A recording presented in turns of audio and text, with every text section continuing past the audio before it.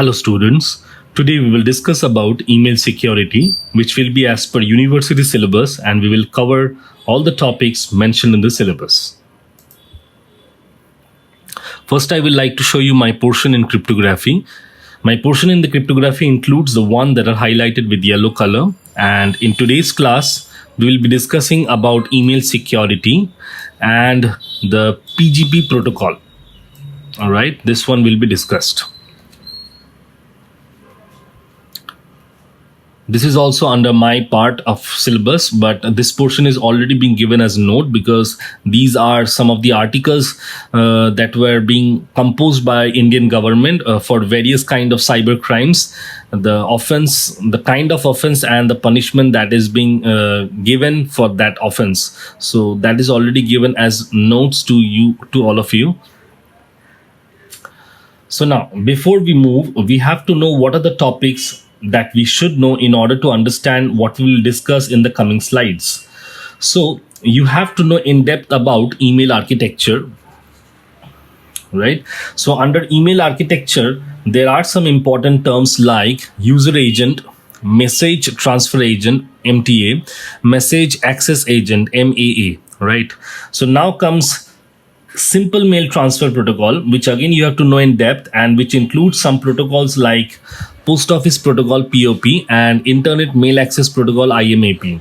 Now comes the hashing process or the hash algorithm, which again you have to know in depth. You have to know what is hashing, why it is used, and what is, and most importantly, how is it used, which can be described by the MD5 algorithm, which is there in your syllabus.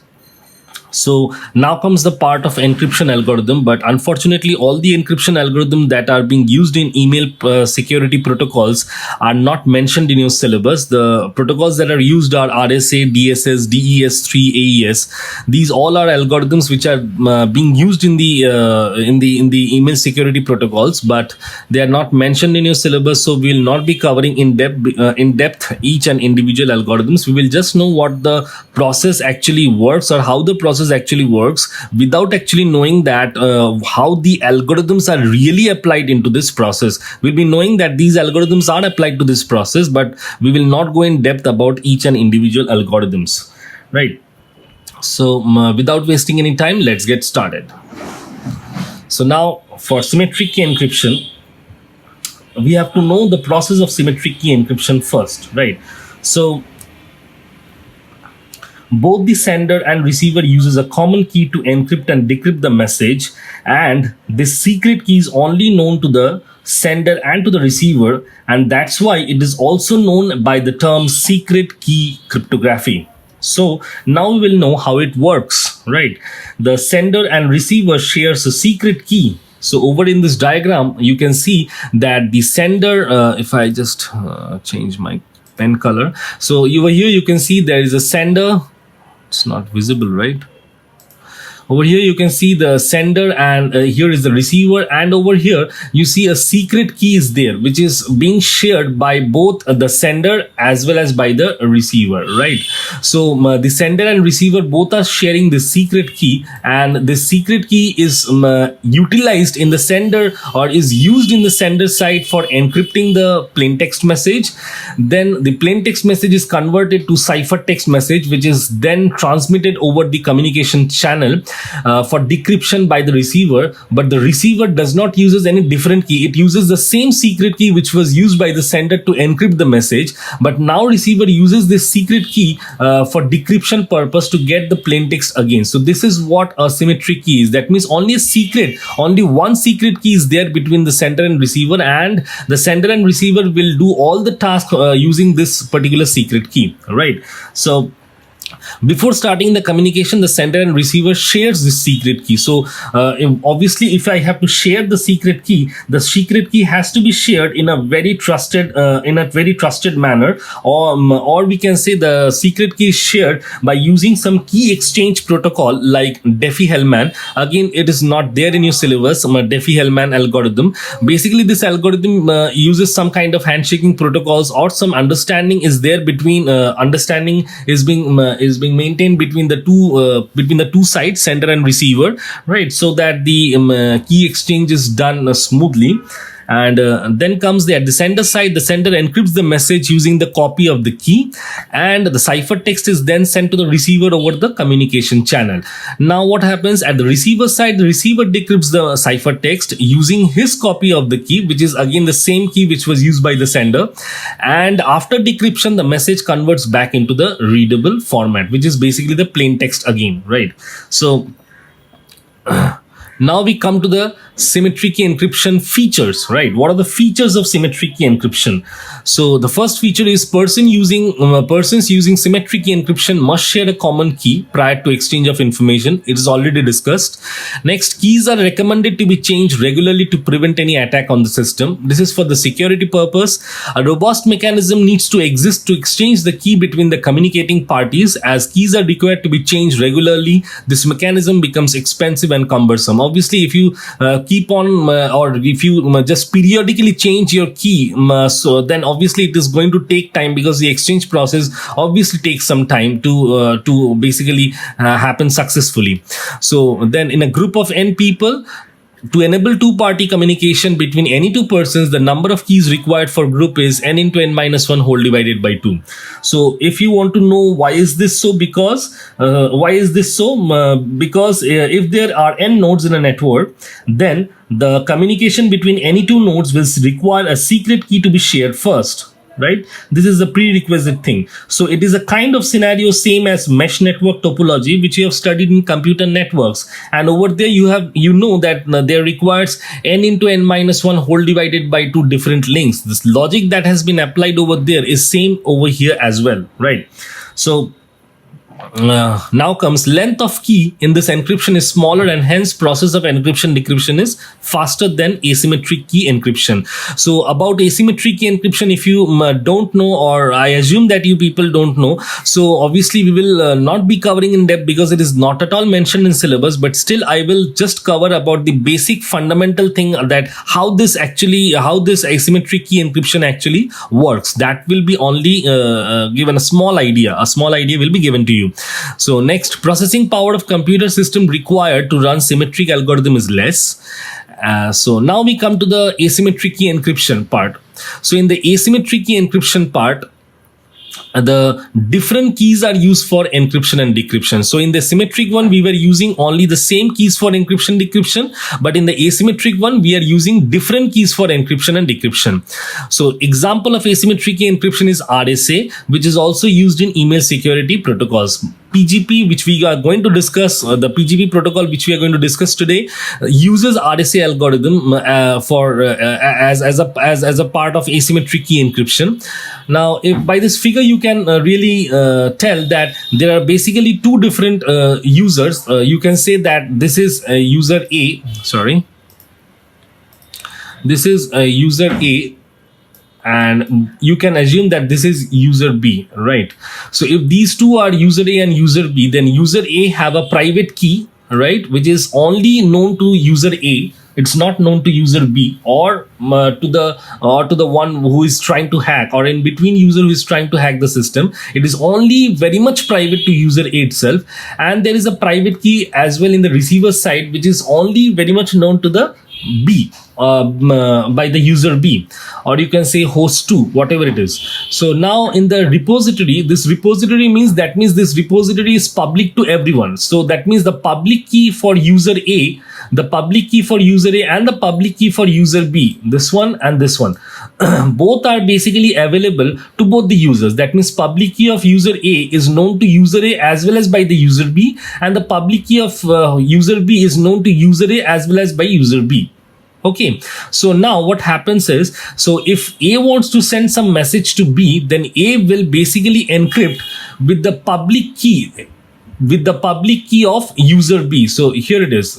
It is basically using this one. So this encryption is first done with the public key of user B, and then the plain text is converted to a ciphertext, right? So plain text is encrypted using the public key of user B. So then this message is now transmitted to the receiver side. When the receiver receives this message, this encrypted text can only be decrypted by the private key of user B. So even if someone wants to hack this particular message and decrypt it, because it knows the encryption process, because user A has used the encryption process with the help of public key of user B, which is actually public in nature. So anyone can have an access over the public key of user A and user B. So in that case, he or she will not be able to decrypt the message, because the decryption can only happen with the private key of user B, which is only known to the user B itself. So now user B, what it does is that it decrypts the message using the private key of user B to get the plain text message. So this is what is being explained here. Every user in the system needs to have a pair of dissimilar keys, private key and public key. These keys are mathematically related. When one key is used for encryption, the other can decrypt the ciphertext back to the original plain text. That is what is happening. It requires to put the public key in public repository and the private key as a well-guarded secret. Hence, this scheme encryption is also known as public key encryption, because always the encryption is done using public key. Then when A needs to send data to B, A obtains the public key of B from repository, encrypts the data and transmits. That we have explained. B uses his private key to extract the plain text. That means B is extracting the plain text using the private key, or B is extracting means B is decrypting actually using his private key. Length of keys in this encryption is large, obviously, because there are dissimilar keys. So obviously the length of keys will be large in the encryption, in this encryption, and the process of encryption decryption is slower than symmetric key encryption. This is also obvious, because in symmetric key we are only using a single key, but over here we are using two different keys, and the process is also a bit complicated as compared to symmetric one. So obviously it is going to take time, and it is obviously when it's going to take time, it is obviously slower than that of symmetric key encryption. So now we move on to the symmetric key. Now we move again back to the symmetric key encryption. So what are the different challenges that we have to face, right? So what are the different challenges? First challenge is key establishment. So what it is, before any communication, both the sender and receiver need to agree on a secret symmetric key.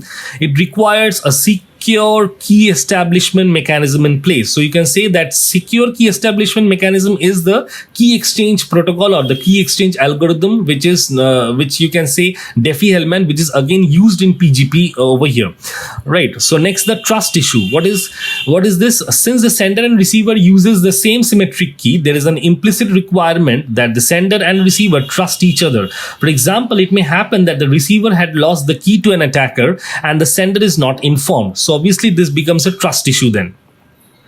So now we move on to the next slide. So over here, first we have to understand the email security. So the first question may arise that why email security?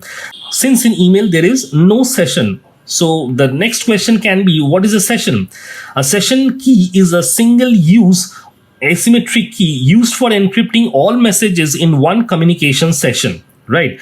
So but in email, if Alice sends a message to Bob, then Bob may or may not reply. Here, Alice may be considered as the sender and Bob may be considered as a receiver. So if Alice sends a message to Bob, then Bob may or may not reply, because what Alice sends to Bob is totally independent from what Bob sends to Alice, because Bob and Alice are totally two different independent participants. And when Alice is sending a message to Bob, it is not required that Bob also has to be active at that time. It may receive the message later, right? So obviously there comes the concept of unidirectional messages, where the security of the unidirectional messages is then required.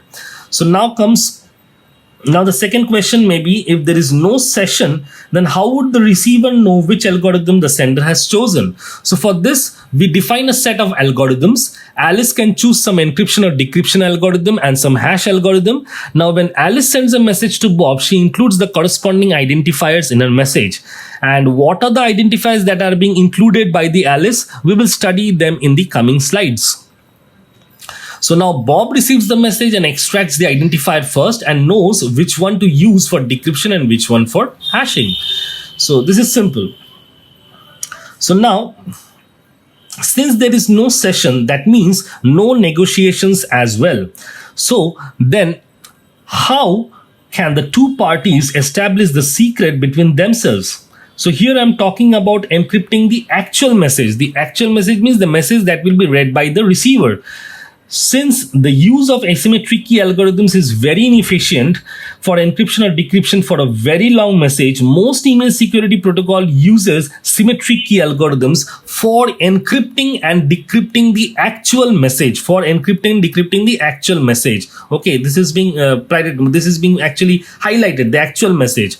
Okay, so not the identifier. So identifiers can be encrypted using asymmetric key, but for the actual message to be encrypted, it is done using mostly by many protocols use symmetric key algorithms. They don't prefer taking asymmetric key algorithms, right? So now, how is the job done? So Alice can create a secret key and send it with the message she sends to Bob, where Alice is the sender and receiver is Bob.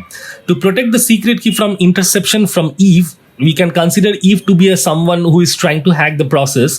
The secret key is encrypted with Bob's public key. The secret key used to decrypt the message is encrypted with the public key of receiver and is sent with the message. So to provide email security, we must have some protocols, right?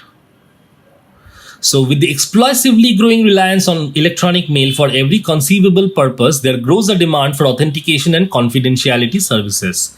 Two security protocols which are widely used are Pretty Good Privacy, which is also known by the term PGP, and Secure Multipurpose Internet Mail Extensions, or it is known by S by MIME. So although both PGP and S or MIME are on IETF standard track, so what is IETF? IETF stands for Internet Engineering Task Force, which is an open standard organization which develops and promotes voluntary internet standards that comprise the Internet Protocol suite. So it appears like that S by MIME will emerge as the industry standard for commercial and organizational use, while PGP will remain the choice for personal email security for many users. So we will start with PGP first. In the entire class today, whatever we are going to discuss, we will discuss about PGP, and in the next class we'll be discussing about S by MIME, right? So I will go in depth about PGP. So first with the invention, it was invented by Phil Zimmermann in the year 1991. Right. So PGP provides a confidentiality and authentication service that can be used for electronic mail and file storage applications. Right. So what are the different operational description? So PGP basically consists of 5 different services. So what is the first one? This one is authentication. Next is confidentiality. Next one is compression. Next one is email compatibility. And the last one is segmentation. The segmentation cannot be considered as a mandatory service, but all the ones that we are going to study, authentication, confidentiality, compression, and email compatibility in very much depth, as well as segmentation will also be covered in depth. But these four services are basically more important than segmentation, because segmentation is only used when the email that we are going to send is very large in nature, is very large in size, and we have to then break up the email into smaller segments. So this segmentation is not that you require it every time. It depends whether the email that you are going to send is large in size or not, right? So starting with authentication, right? It basically illustrates the digital signature service provided by PGP. Then the first question may come, what is digital signature? Although I have provided the note, what is digital signature, still it means authentication of any electronic record by a subscriber by means of an electronic method or procedure. For example, if A and B wants to communicate, then I will consider a situation where A encrypts its message using A's private key. Say, this is an example. Say I'm considering this, that it encrypts using A's private key and sends it to B. But someone in between, who is this someone? This someone is someone who is trying to hack the process. And say, and let us assume that the someone has a name C. So C decrypts the message and changes the message. Okay, it also changes the message, it modifies the message. Now it cannot encrypt it back because it does not know A's private key. Obviously, if it does not know A's private key, how can it encrypt it back, right? So C has changed the message and now it will send it again to B without encryption. Now B will try to decrypt the message using A's public key. But now, since the message is not encrypted, so B will not be fooled in believing that it came from A, as it is not encrypted using A's private key. So obviously what A has done is that A has left some mark on the encryption. That mark is basically termed as digital signature, or it basically forms a basis of digital signature. Because when C has decrypted the message and sent it to B, then B understood that this message is not the one that is coming directly from A, because someone in between has hacked the process and decrypted it. So A's encryption has also a mark on the ciphertext that yes, it is directly coming from A, and this mark is basically forming a basis for digital signature. Otherwise, B will not be able to understand whether someone in between has really done with that message and then sending it to me, or it is coming directly from A. So this is basically what a digital signature is, right? So the sender creates a message. So this diagram, I'm going to come to this diagram. Then SHA-1 is used to generate a 160-bit hash code. So we are talking about the sequence of operations which are required if we want to follow only the authentication process of PGP, right? So in the authentication process, we are only concerned of encrypting the digital signature, nothing else. We are not concerned about encrypting the actual message. We are only concerned about encrypting the digital signature. So the sender creates a message. SHA-1 is a hashing algorithm. Okay, this SHA-1 is a hashing algorithm which is not there in your syllabus, and it is used to generate a 160-bit hash code of the message, right? So then the hash code is encrypted with RSA. So the signature part, I've told you the signature part is encrypted using asymmetric key, and the algorithm that is being used is RSA using the sender's private key, and the result is prepended to the message. Now what is prepended? Prepended means adding something to the beginning. That means first the signature part will come, then the message will come. So the concatenation of signature and message basically have signature coming first, and then the message is coming, then the message is coming, right? So it's basically signature precedes the message, right? So now the receiver uses RSA with sender's public key to decrypt and recover the hash code, and the receiver then generates a new hash code for the message and compares it with the decrypted hash code. If the two matches, the message is accepted as authentic. If this is not very much clear, then I will basically explain the diagram. So there are two users, source A, which is A user, and there is another user B, right? So there are some terms that are being used. So for M means message, which is the plain text message. H means the hash function. PR suffix A means private key of user A.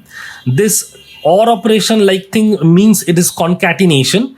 Z means compression, right? You're compressing something, and Z inverse means that you are decompressing it. Again, M means the plain text message. So what is EP? EP means that you are using public key encryption. That means you are basically using asymmetric key encryption technique. And over here, DP means you are basically using public key decryption algorithm over here. Again, H means hash function. So now we'll understand the process. What happens? So first the sender creates this message. This message is being created by the sender, right? This is the sender A, which is A user who creates this message. And for this message, a hash code is generated using SHA-1 algorithm. This hash code is a 160-bit hash code for the equivalent message, okay, of equivalent plain text message. Now, after generating this hash code, we have to basically encrypt the hash code using public key encryption with the help of private key of user A, right?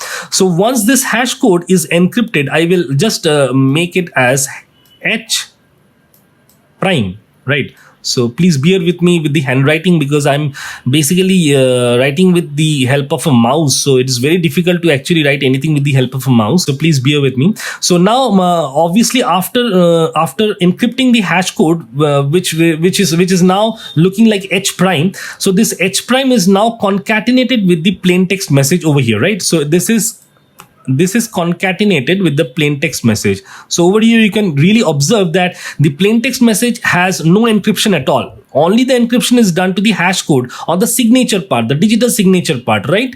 So in the digital signal or the signature part is only being encrypted with the symmetric key asymmetric key algorithm process. And then after that, this H prime and M are then compressed, right? This is also compressed using a certain algorithm that will come. So that will come to discuss later. So after this, when we send this message to the receiver side, the receiver side will first decompress it. So when it decompress it, it basically have two different components. The upper component is basically the one which is H prime, right? And the lower part basically contains the plain text message, which is basically not encrypted. Now what is done? So the SHA-1 algorithm, which is being used by the sender A, it should also be known to user B as well, right? So what it does is that, the receiver side first decrypts the hash code that is being generated by the sender A from over here, right? So the decryption process happens over here using the public key of user A. So now with the public key of user A, it decrypts the hash code and gets the hash code H over here, right? So what now?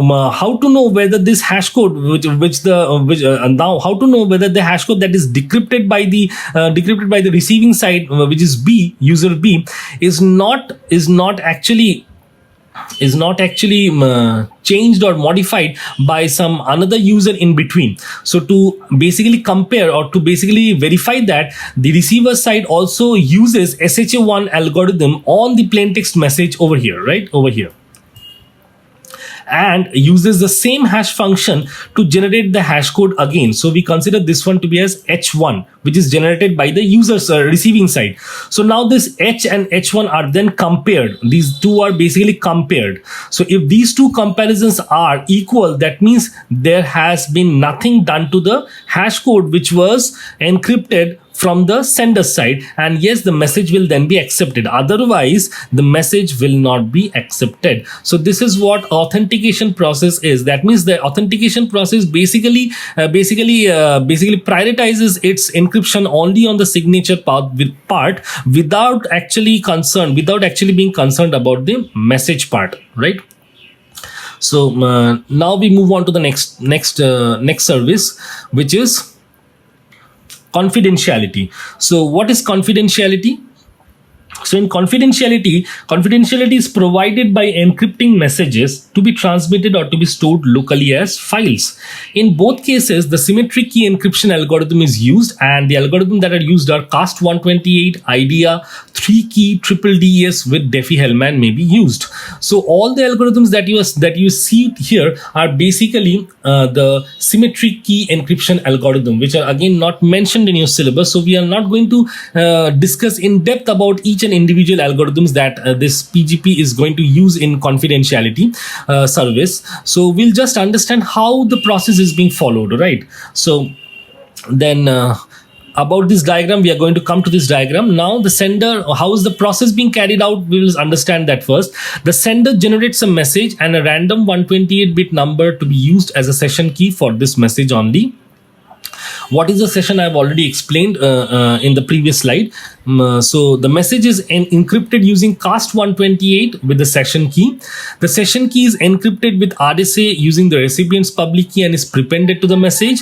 The receiver then uses RSA with its private key to decrypt and recover the session key, and the session key is used to decrypt the message. So now what we'll do is that we'll understand the entire thing using this particular diagram, right? So again, the message M. This is the message M, which is the plain text message M, and this entire service is only keeping in mind that you are using the confidentiality service only, and in the confidentiality service is basically focusing on encrypting the message only. It is not concerned about encrypting the signature part. So over here what happens is that the message is first compressed, right? Z means compression. So the message is first compressed and then it is encrypted using a session key, KS is the session key, KS, right? So this is, say it is user A and this is the user B, right? So user A, in the user A part, the message after it is being compressed, it is encrypted using EC, means it is a symmetric key encryption. EC means symmetric key encryption. So symmetric key encryption happens with the session key, right? With the session key, the message is encrypted, and we consider that after encryption, the message M now becomes M prime, right? So now after you encrypt the message using the session key, you have to also encrypt the session key as well. So the encryption of the session key is done using asymmetric key encryption. Okay, so asymmetric key encryption means, so in the EP means it's public key encryption, which means it's a asymmetric key encryption, and the session key is encrypted using the public key of user B, right? So the public key of user B is used to encrypt the session key, and then both the message M prime and the KS prime, which is the encrypted one, I consider KS prime to be encrypted one, is then sent over the network, right? So now after receiving in the receiver side mailbox, this again is again divided into two parts. The lower part contains the M prime, right, and the upper part contains the session key, which is in the encrypted format, right? This is in the encrypted format. So encrypted format, so session key, this is saying that this part contains the session key in which is encrypted using the public key of user B, right? This is what it is being said over here. So after this, what happens? First, the session key has to be decrypted. So the session key is decrypted using the asymmetric key decryption algorithm with the help of the private key of user B, right? So after the session key is decrypted using the private key of user B, we obtain over here the session key in its decrypted form, right? So when it is obtained in this decrypted form, now this particular session key will be used to decrypt the M prime message, which is in its encrypted form, right? So it comes over here for decryption.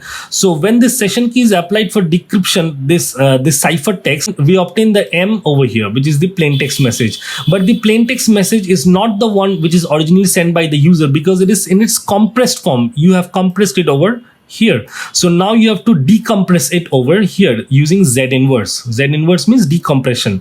So after you decompress, now you get the message, which is the plain text message, which can be read, which is in the readable format by the receiver side. So this is what a confidentiality. So here the main concern or the main factor is how you actually encrypt the message itself. So now we come to the next service, which basically includes both the services that we have discussed in our previous two slides, which are confidentiality and authentication. So in this confidentiality and authentication, what we do is that both services may be used for the same message. First, a signature is generated for the plain text message and prepended to the message. Then the plain text message plus signature is encrypted using cast128 or ID or triple DES, and the session key is encrypted using RSA. Fine. So this diagram, again, we are going to come to this diagram. Now, whatever is discussed in the previous point, this point is more preferable if we do the opposite one, that is encrypting the message and then generating a signature for the encrypted message. Okay, so for purpose of third-party verification, if the signature is performed first, a third party need not be concerned with the symmetric key when verifying the signature.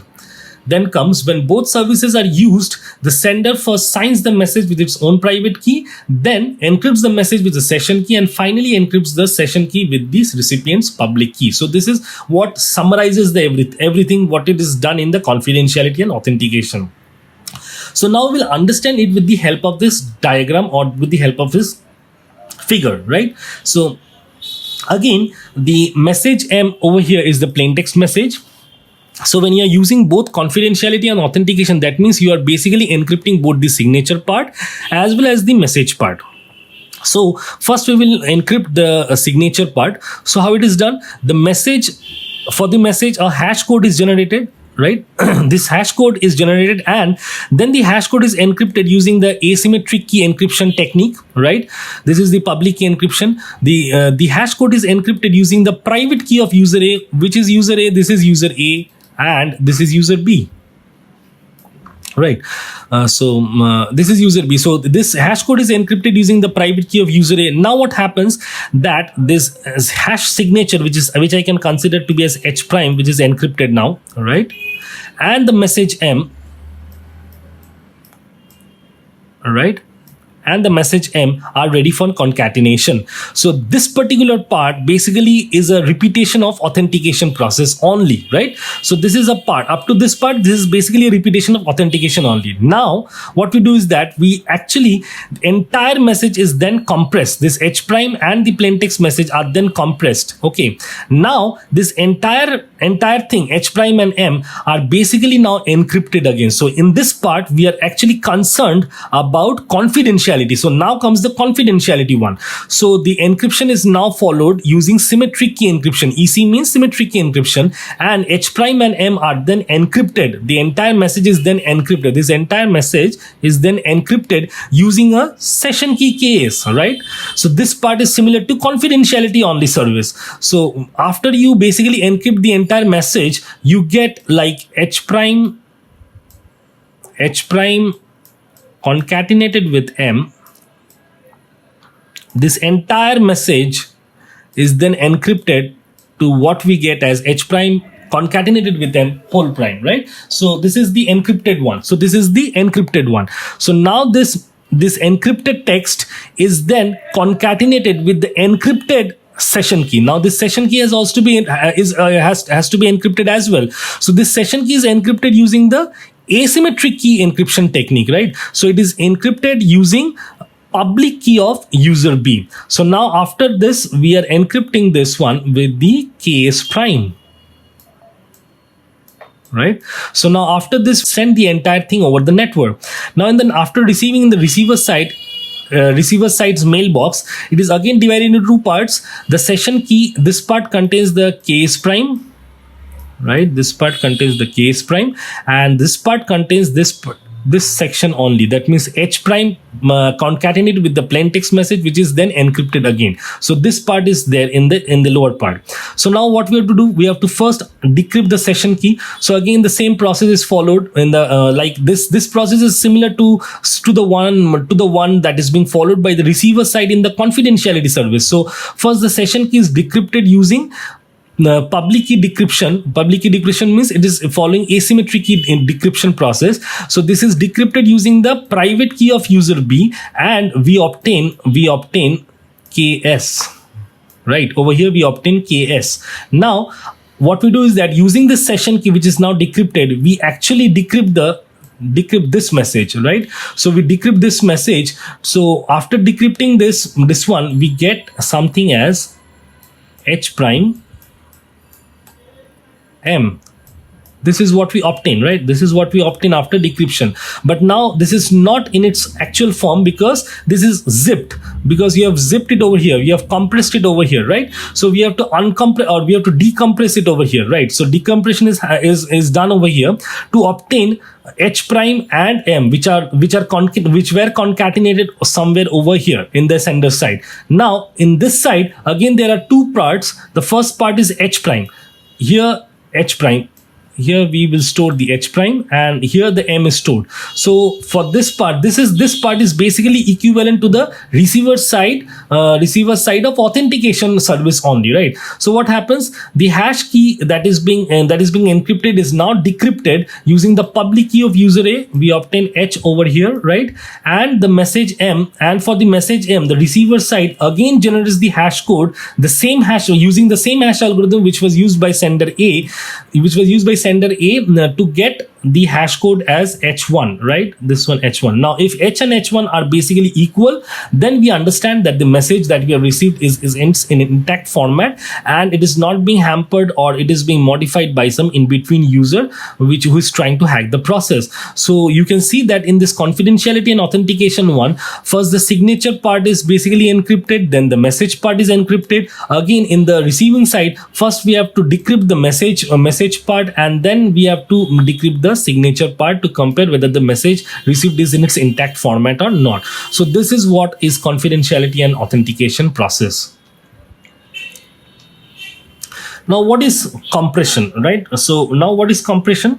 PGP compresses the message after applying the signature but before encryption. This has the benefit of saving space both for email transmission and for file storage. The placement of the compression algorithm is indicated by Z.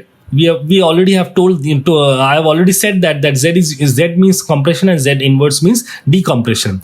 The signature is generated before compression for two reasons. The first reason is it is preferable to sign an uncompressed message, so it is free of the need for compression algorithm for later verification, right? It is basically good to sign directly in an uncompressed message than to sign in a compressed message, right? It is preferable.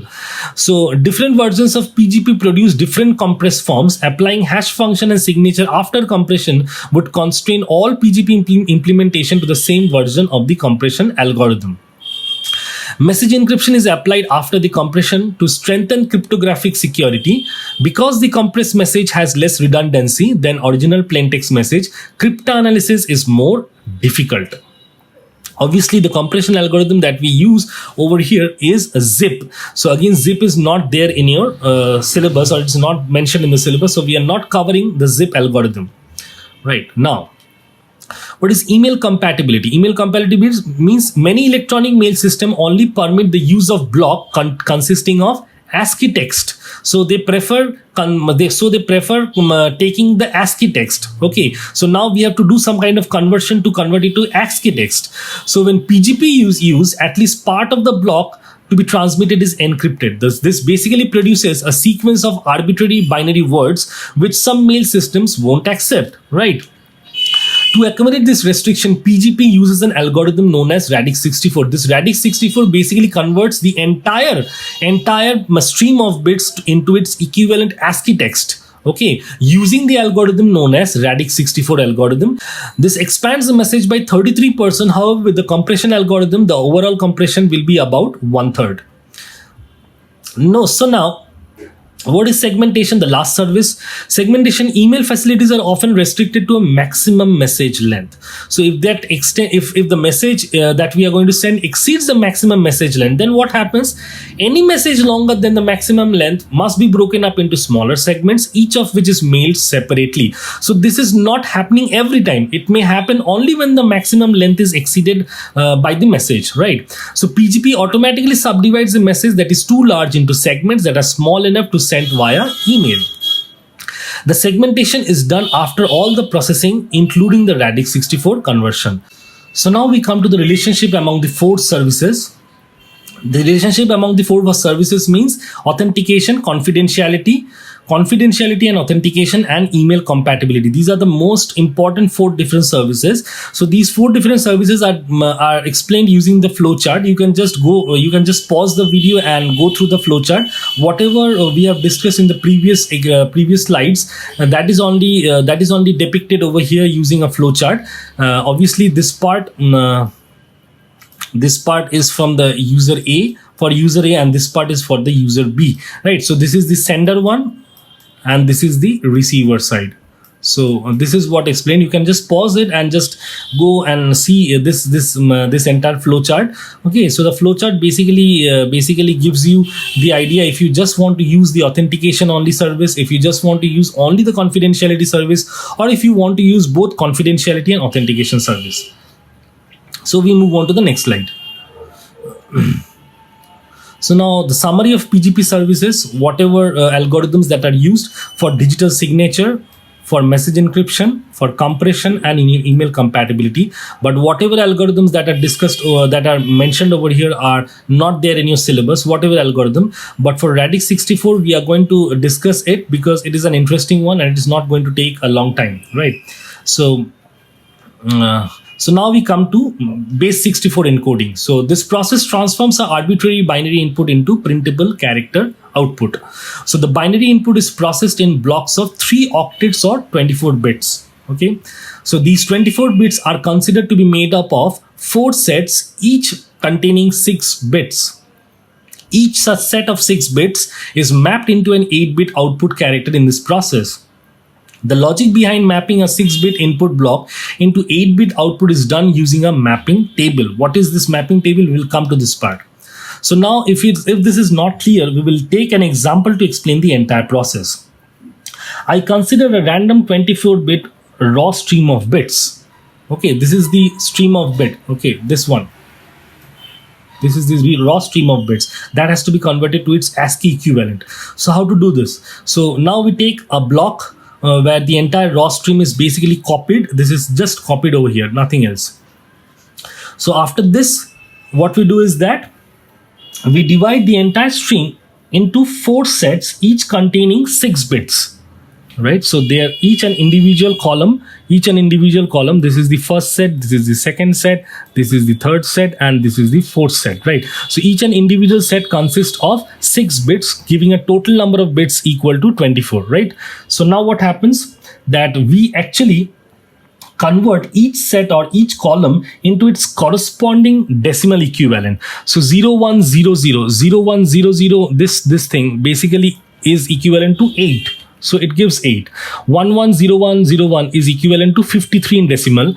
110010 is equivalent to 15 decimal, and 01001 is equivalent to 17 in decimal. Right? So now after this, we use the base 64 encoding mapping table to encode each column to its corresponding value. So how it is done? So 8 is encoded to I. So how this encoding is being done, we will come to that encoding table in the next slide. But for now, just understand how the process is carried out. So for 8, the encoding is I. So for 53, the encoding is 1. For 50, the encoding is small y, and for 17, the encoding is capital R. The casing matters a lot over here, right? So after this is done, then what we do is that we write the 8-bit ASCII equivalent for each and individual encoded text. So the ASCII value of I, is 73, and the 73 equivalent binary is 01001001.